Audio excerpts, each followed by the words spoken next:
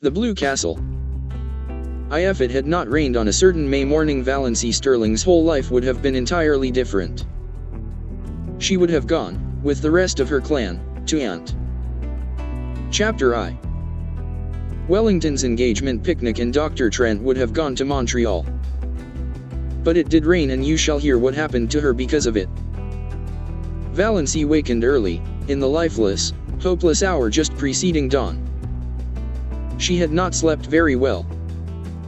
One does not sleep well, sometimes, when one is 29 on the morrow, and unmarried, in a community and connection where the unmarried are simply those who have failed to get a man. Dearwood and the Stirlings had long since relegated Valancy to hopeless old maidenhood.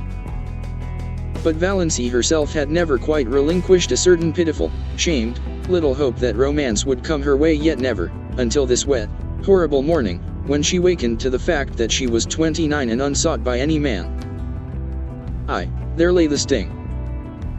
Valancy did not mind so much being an old maid.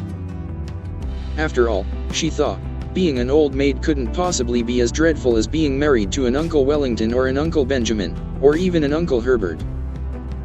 What hurt her was that she had never had a chance to be anything but an old maid. No man had ever desired her. The tears came into her eyes as she lay there alone in the faintly graying darkness. She dared not let herself cry as hard as she wanted to, for two reasons. She was afraid that crying might bring on another attack of that pain around the heart. She had had a spell of it after she had got into bed, rather worse than any she had had yet.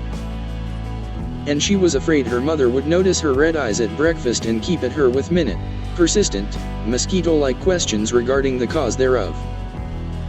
Suppose, thought Valancy with a ghastly grin, I answered with the plain truth, I am crying because I cannot get married. How horrified mother would be, though she is ashamed every day of her life of her old maid daughter. But of course appearances should be kept up.